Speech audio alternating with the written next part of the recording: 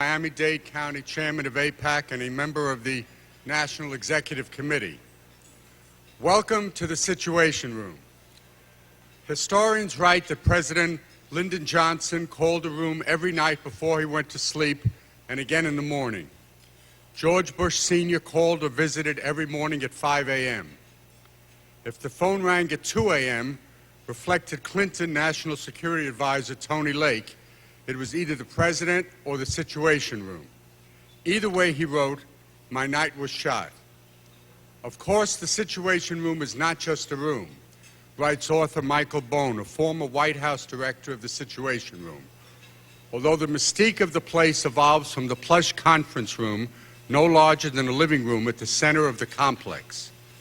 The facility downstairs from the Oval Office includes a team of 3 duty officers and a communications technician, all at computer workstations, looking for crucial developments that need immediate attention regardless of the hour. The staff is on duty all day, every day, Bone writes. But the night watch gets the most action because of events in Asia and the Middle East, which seem to occur most often while Americans, including the President, are sleeping. Our guests this afternoon are uniquely positioned to talk to us about the burgeoning foreign affairs issues, situations, and potential crises that will face the next administration. Each of them has foreign affairs experience, serving as leading elected members of Congress and an appointed senior advisor to successive United States presidents. In addition to each of their impressive careers, all 3 of our honored guests are close friends to AIPAC, making themselves available to our audiences frequently and supporting the organization for more than 2 decades. John Kerry made Mel Levine, on my left here, his top Mideast advisor for his presidential campaign. A congressman and leading member of the House Foreign Affairs Committee for a decade, Mel Levine was among Israel's strongest supporters in Congress and a key leader on legislation that shaped an era in U.S.-Israeli relations. Most recently, Mel served on AIPAC's National Board of Directors for the last several years. Bill Paxon is a senior advisor at Akin Gump, one of Washington, D.C.'s most prestigious law firms. He chaired the Bush-Cheney Transition Advisory Team in 2000 and serves as a key advisor to the President's campaign. Prior to that, Mr. Paxon served in the House of Representatives for 5 terms, where he championed U.S.-Israel relations as a key member of the House leadership. In addition, he founded the House Republican Israel Caucus. Bill and his wife, Susan Molinari, who also served in Congress, led 3 congressional missions to Israel together. Bill has been a frequent guest speaker at AIPAC programs. Ambassador Dennis Ross served 3 presidents, most recently as Special Middle East Coordinator. Today he is Counselor and Ziegler Distinguished Fellow at the Washington Institute for Near East Policy. Ambassador Ross is the author of a new book, The Missing Piece, a fascinating behind-the-scenes account of efforts to negotiate peace over the last decade. Please note that following this afternoon's address by Dr. Condoleezza Rice, Ambassador Ross has agreed to sign copies of his book in Meeting Room 2. A scholar and diplomat, Ambassador Ross worked closely with Secretaries James Baker, Warren Christopher, and Madeleine Albright as he toiled to bring peace to a region that sadly still knows none.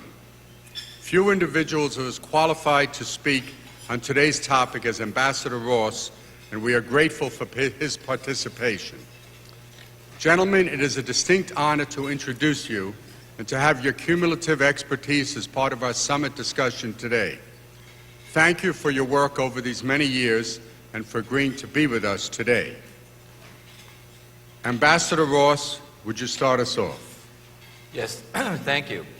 And of course, it's very hard for me to agree to sign books at 2 o'clock, but of course, I'll force myself to do that.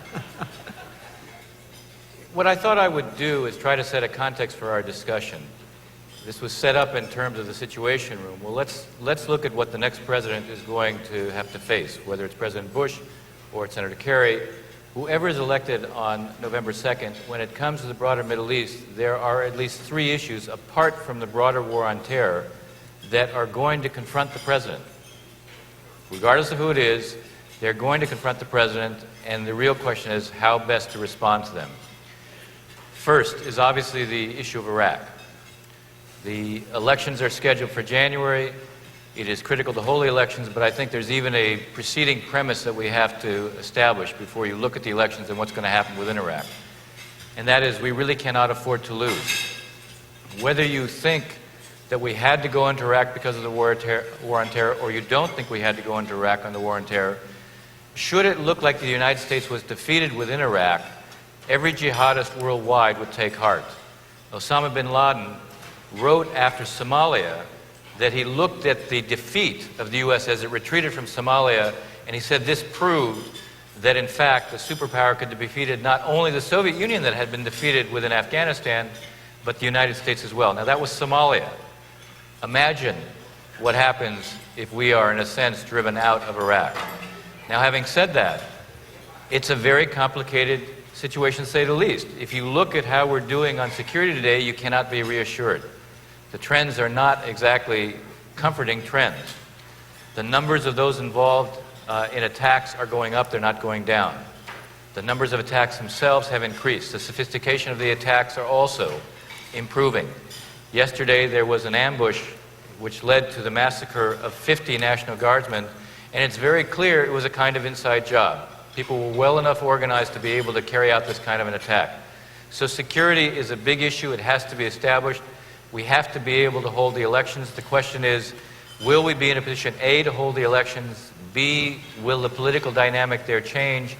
Ultimately, you have to use military force, but if you don't have the Iraqis assuming responsibility, at some point you're not going to succeed. So what's the pathway we're on? What's the best way to ensure that we constantly evaluate the pathway we're on and make judgments about where we are? And what is the best way to stay the course so that the outcome is going to be an outcome that will be seen as being successful, or at least not a defeat? It might require us to redefine success in some ways, but the one thing is clear: an unmistakable retreat would be a disaster for us, not only in the region but worldwide. So that's Iraq. Then there's Iran. Iran is clearly, within a year, going to be in a position where it can create fissile material on its own without anybody's help. Now, for Israel, that will be seen as an existential threat. The imagery of mullahs with nukes is not a profound threat, it's an existential threat. It may be a profound threat for us, but it is the pathway that we're now on. The British, the French, and the Germans have been trying to negotiate with the Iranians, and it's very clear the Iranians believe that they have all the leverage, not the other way around. The IAEA passed a resolution that gave the Iranians until November 25th to come clean on their program and suspend enrichment activities, and the response to that resolution by the Iranians was to declare that they were now going to convert 37 metric tons of yellow cake into hexafluoride, which is moving you one step dramatically closer to being able to create the kind of fuel that will allow you to generate fissile material. So my prediction is that in the spring, sometime in April, whoever is president is going to receive a visit from Prime Minister Sharon.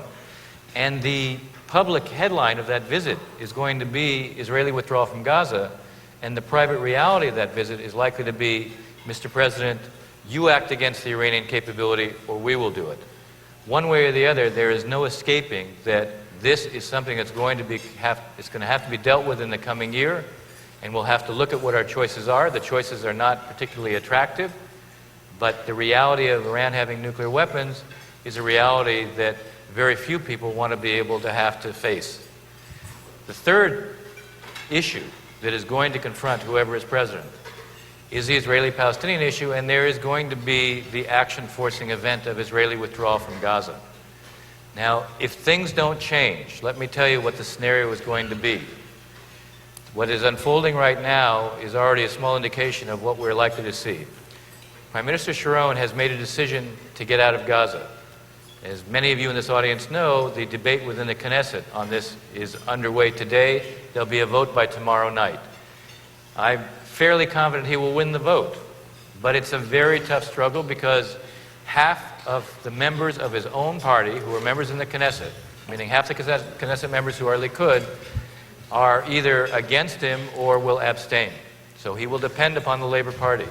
The decision to get out of Gaza has energized Palestinian reformers because they realize when Israel is out of Gaza, you don't have Israel to blame. You have to assume responsibility. You have to govern yourself. You have to be responsible for yourself. You have a challenge and an opportunity. If you succeed in showing that there can be a rule of law and you have the rudiments of statehood there, then you have a model that can be applied not only to Gaza but to the West Bank for the world and the Israelis to see. But if you don't succeed in that, if you can't get your act together, if you can't end the reality of independent militias with their own arms, their own aims, and with the impunity to attack Israelis, which means you don't have the basis for a state, then the whole world will also see that the Palestinian cause is very unlikely to be one that can be translated into something more meaningful anytime soon. Now, into that mix, there's going to be, unfortunately, a problem. Arafat and Hamas want to create the impression that they forced the Israelis out of Gaza. They want to create the impression they liberated Gaza, that this wasn't an Israeli decision, but it was their violence that pushed the Israelis out. Ariel Sharon, in my judgment, will not back off, but he will not allow Israel to be humiliated as it withdraws. And what he will do is he will inflict a very withering response if there are any attacks on Israeli settlers as they're getting out, any attacks on the IDF as they're getting out. And I expect that Arafat and Hamas are going to try to keep up a drumbeat of violence because they want to create a certain impression. Now, if that happens and Sharon responds the way I believe he will, we will see something rather familiar. The international community will not give the Israelis any benefit or any credit for what they've done, even though they will have withdrawn from Gaza, taken a step that could have unfrozen the situation. But the international community will focus on what Israel has done, not its withdrawal, not the fact that the architect of the settler movement is actually dismantling settlements. They will do that, and the violence will also overwhelm the Palestinian reformers who I believe are trying to do the right thing. So if we stay where we are, if nothing is done to try to affect that situation, the Israeli withdrawal will end up creating a new confrontation line but no change in the situation. So if you're the President of the United States, you're going to have to think about what you do to try to prepare the ground in advance of that to make it more likely that something is coordinated so that the Palestinians who assume responsibility are those who believe in coexistence and that the Palestinians who benefit from the withdrawal by the Israelis are not those who believe in rejection. These three issues will confront the President as surely as the rest of the war on terror. How the President deals with these three issues will also have an effect on the environment that shapes the strategy for dealing with the war on terror. So with that, I've set the context, and even though I'm very unaccustomed to being a moderator, I am going at this point to pause, turn it over to my two colleagues here. When they've finished, I will then direct some questions to them, and if there's time, we'll direct some questions to the audience. Now, who is next in line? I think Bill is. I guess I'm. Good job. Good job. First of all, walking in here today feels like a homecoming. Seeing all of my dear friends from AIPAC, I want to tip my hat to you. The work you do every day is vitally important. Please continue your support of this absolutely outstanding organization.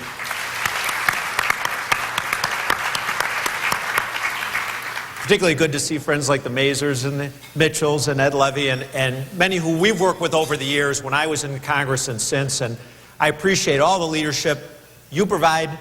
And I also particularly appreciate the leadership of Howard Kohr, who has been a dear friend and a great, great leader of this incredibly important organization. Now, ladies and gentlemen, I have to say up front, I'm a Republican. And I take a certain approach to the discussion here today. But I want you to know that I'm not an absolutist in terms of being a Republican when it comes to Israel, when it comes to the Middle East. I served in Congress when the current President Bush's father was in Congress, a man that I love, respected, and supported. But he was wrong in trying to impose on Israel our will. I think that President Bush, thank you. I believe very strongly that President Bush today has taken exactly the right approach.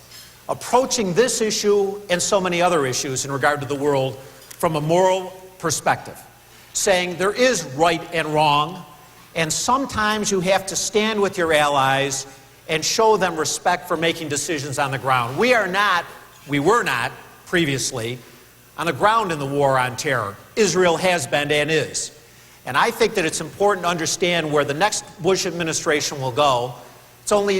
It's easy to understand to look at where they've come from. I think that the way that this president has approached his relations with the government of Israel is the way it will be approached after the election. I think it will be approached from the perspective of where does Israel want to go? What is the approach that Israel's taking? How best can we stand with our ally rather than trying, as most administrations in the past have, including President Bush's father, to impose our will on this great nation who is our ally. I think it's important to understand that the president, when it comes to the issue of Israel, when it comes to votes in the United Nations, when it comes to other nations within the Middle East, he will continue to approach those issues based on what we've seen over the last 4 years, whether it's telling other Arab states that they have to deal internally with the kinds of things we've seen, their education system that is breeding terrorism, when they have to deal with the issue of financing terrorism within their own states. These are issues that this administration has put forward in an aggressive way, and I expect absolutely will be done once the election's over and the president's returned to office. Why is it important to understand where the president is coming from? Because I think that it does lead to a conclusion on where we will be going in the future. And I think one thing is most important when we talk about the Middle East, and I believe this is true. I do not think you will ever see this president, he hasn't in this administration and he won't in the next, use Israel as a bargaining chip for anything else. I do not believe that will happen. And matter of fact, when we talk about Iraq, I think it's important to understand that we will see in the next administration, regardless of who's elected, some of our so-called allies and friends in the world who will come to us and say, without a doubt, you know it and I know it, the question will be, we'll be happy to help you in Iraq. We'll be happy to help you in other fronts in the war on terror. But we're going to need some things too. And you know and I know what those things will be. It will come down to, are we going to pressure our friends in Israel? And I'm convinced that the next term of this president will not result in using Israel as a bargaining chip. Now, I do think we've made great strides, and I think it's important, again, to take a look at where we've come. Under this administration, we've seen Libya take an important step forward. The president focusing on Syria, sanctions, clearly delineating states that are not working with us versus those that are. Looking at Korea from not just a bilateral perspective any longer, saying that other countries like China, Russia, Japan have a stake, and forcing their involvement in that instance. Working very hard to bring down the structure of terrorist financing, addressing the issue of radical Islam in Islamic nations. I think these are all important issues that the president has addressed that will continue in the next administration. But again, from the perspective of, are these countries willing to step forward in the war on terror? Are they going to simply sit back and allow others to do the work for them? Dennis mentioned the pathway to success in Iraq. I want to turn to that for just a moment. The pathway to success in Iraq is resolve. It doesn't mean that there are changes that may occur in terms of strategies and tactics, but we must continue to stand forth and say Iraq is not just about a front in the war on terror, as important as that is. Iraq is also about a front in promoting a democratic Muslim state in the Middle East. We have watched very clearly over too many years now, too many decades, countries in the Middle East that continue to talk one game but walk a very different one. And I am very hopeful that as I have a 5 and 8-year-old daughters, that we look down the road to when they're young adults, that they will be able to point with pride to this moment when the United States of America, against a lot of world opinion, stood up and said, we are going to help create a democracy in the Middle East. You know, I remember Ronald Reagan and our so-called allies in Europe laughed and derided and criticized him for trying to face down the Soviet Empire. He was laughed at the time, and he was opposed at the time by many of the same countries that oppose us today in Iraq. But it was a question of a moral imperative, and the result was a safer world today in terms of the prospect of nuclear conflagration. I think the same issues are at stake today, and I think the historic perspective on this will be as important in terms of changing the dynamic in the world. When it comes to the next administration dealing with other issues, I think you're going to see the next Bush administration dealing with them, once again, from a position that we've watched over the past 4 years, Iran. I think the president laid out in his first administration an axis of evil. And again, there was a lot of folks on both coasts in this country and around the world who said, you know, that's a pejorative sense. We need to talk to these nations and not confront them.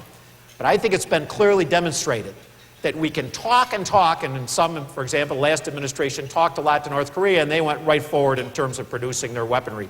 We have to expand the circle and get other nations involved. And I think when it comes to Iran, we will see the administration focus very clearly, first and foremost, on our ally in the Middle East, Israel, working to build coalitions, but also stating very clearly that the idea that we're going to negotiate with a terrorist state, whether it happens to be Saddam Hussein in Iraq or a regime in Iran, is not going to be tenable.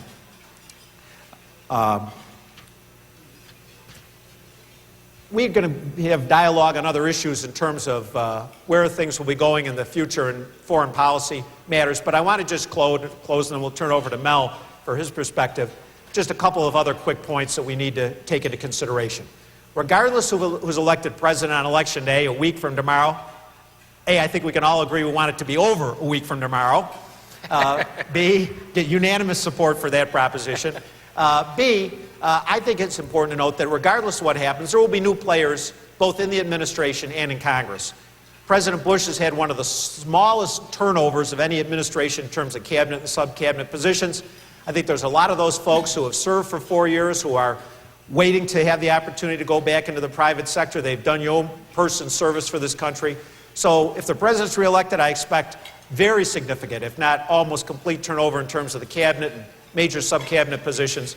And certainly if Senator Kerry's elected, we'll see that too. So there's going to be a ramp-up process for either administration coming into office. It's important to note we as a nation need to deal with that. We need to make certain that no one in this world takes that as a sign of weakness when there's a new administration or the administration comes in, President Bush, for example, and there's a lot of new faces coming in. We're going to stand in terms of our resolve. Secondly, there's also going to be great changes in Congress. I happen to believe, and I think the independent pundits indicate that there's virtually no chance there'll be a change in the House in terms of majority and very, very slight in the Senate, and I think that both will stay in Republican hands. The fact is, though, that there will be changes within those bodies. Term limits that we put in place after 1994, the majorities in the House and the Senate, the Republican majorities, have term limits for committee chairs. So, for example, on the Appropriations Committee, there is going to be certainly a change. Chairman Young is term limited. There will be a new chair of that committee. A number of other committees and subcommittees, there will be changes. So we're going to have to work with those, work through those changes.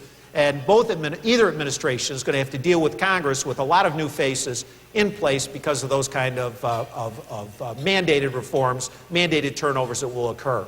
So with that, I'll stop and we'll turn it over to Mel and hear his perspective. Mel? Thank you. Thanks. Thank you, Bill. Thank you, Bill and Dennis. Let me begin in a way that's very similar to the way that Bill began by both complimenting AIPAC and thanking AIPAC for doing this. I suspect Bill would agree with my comment that during my tenure in Congress, there was no organization that was more important, more effective, more influential, more key on a range of issues. Take a look at the impact of almost any organization on any issue. AIPAC on the U.S.-Israel relationship is really singular. And I had the opportunity to hear the end of Howard Korr's remarks, and particularly his reminding people who are here of the extraordinarily vital role that each of you play. I can't tell you how accurate that is. I know Bill would agree with me from the other side of the aisle. What you do in Washington is indispensable. I'm very, very pleased that you're gathering here in Florida, and whatever side of the aisle you're on, keep up the work that you're doing in Washington. It's extraordinarily important. And on a couple of other just brief personal notes, I'm very honored to share the stage with my old friend Dennis and my former colleague Bill. When I was in the Congress, I felt Bill Paxon was one of the most effective and talented members in the Congress. As I mentioned to him briefly before we began, even though I felt that early in his career, it was reconfirmed to me when he married Susan Molinari, one of my favorite members of the House. Going back to Howard's initial remarks, Howard concluded his remarks when he was talking, I think, in extremely thoughtful and careful language about the extraordinary difficulty that will face whomever the new president turns out to be on some of the most important foreign policy challenges this nation has faced and will face in the near future, particularly the whole question of Iran, as well as the U.S.-Israel relationship and Gaza disengagement. There's no doubt that that's true, and I think that what those of us in the pro-Israel community are focused on is trying to assess how to make the neighborhood that Israel lives in safer, how to make the planet safer, how to make the United States safer in dealing with these issues. It's almost axiomatic that Israel lives in an extremely dangerous neighborhood.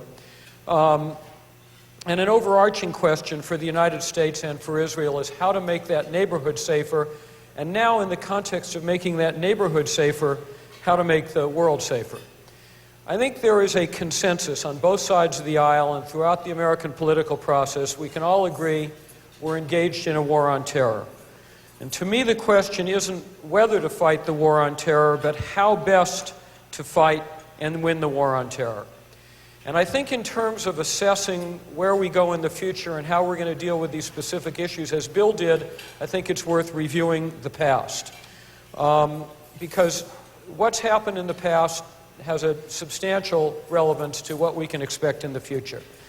To me, one of the first things that I think that we need to be doing in fighting the war on terror is trying to remove ideology from the equation and relying more on experienced military judgments and facts on the ground. Dennis emphasized with regard to Iraq, which is the first subject that I want to talk about, that however we got there, whatever the choices, we have no choice but to win.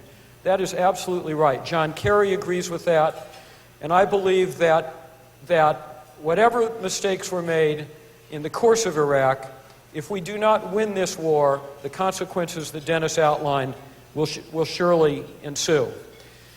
I think in terms of how we fight the war, we need to place rigorous analysis over ideological purity, reversing what a number of choices have been so far in conducting the war.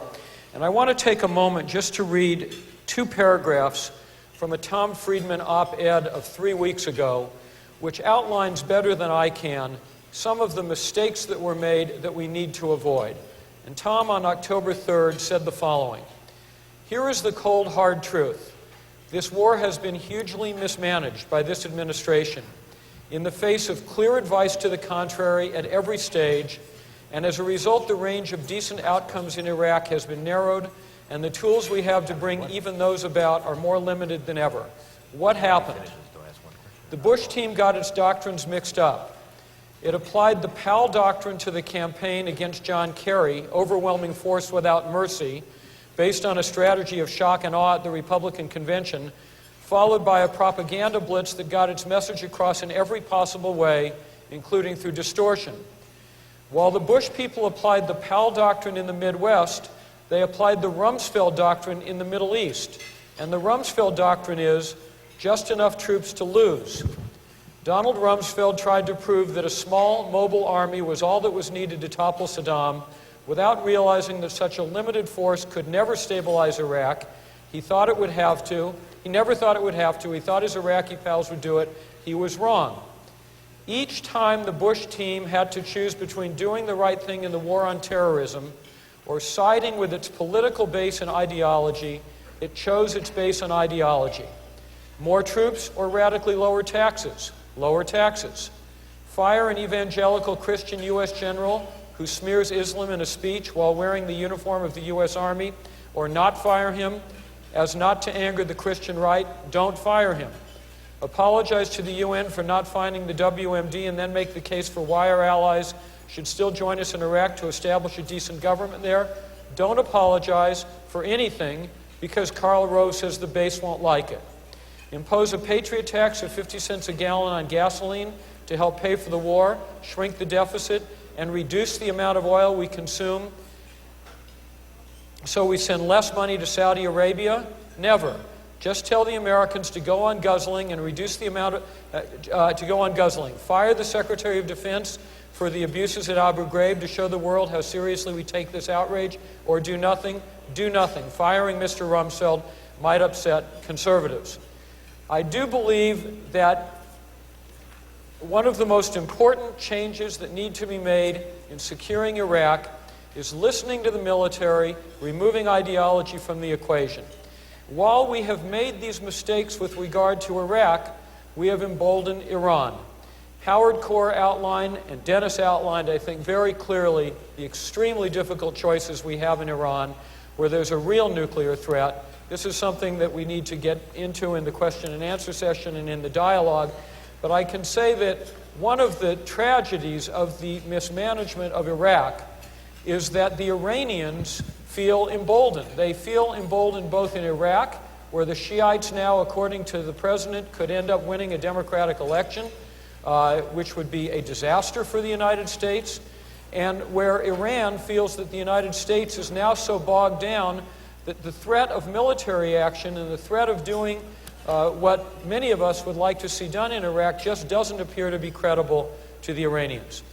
Moving to the Israel-Palestinian situation, despite some quite grandiose rhetoric about this administration's support for Israel, which I believe is well-intentioned, and I applaud the rhetoric, unfortunately the failure to follow through, or to follow through well, is increasingly being seen as making Israel less safe rather than more safe. Let me just quote briefly from the highly respected Jaffe Center for Strategic Studies at Tel Aviv University, which said last week that instead of striking a blow against Islamic extremists, the Iraq war, quote, has created momentum for many terrorist elements, but chiefly Al-Qaeda and its affiliates, end quote. On a strategic level as well as an operational level, the war in Iraq is hurting the war on international terrorism. One letter that I saw just yesterday that came from Israel last Wednesday, talking about the facts on the ground, concluded with the following. This is from an American who moved to Israel 27 years ago, who is the associate editor of the Jerusalem Report, Gershom Gorenberg, the author of The End of Days, Fundamentalism and the Struggle for the Temple Mount.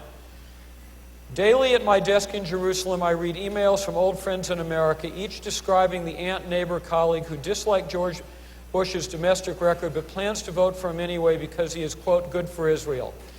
I wish I had time to write to each of these well-intentioned voters because their difficult choice is unnecessary. Bush's supposed support for Israel is an illusion. The real Bush record on Israel consists of missed chances and neglect. 4 more years of the same is unthinkable. There is nothing abstract about this for me. I moved from the United States to Israel 27 years ago. The past 4 have been the worst. I don't let my children ride buses. I choose cafes on the quality of the security check at the entrance.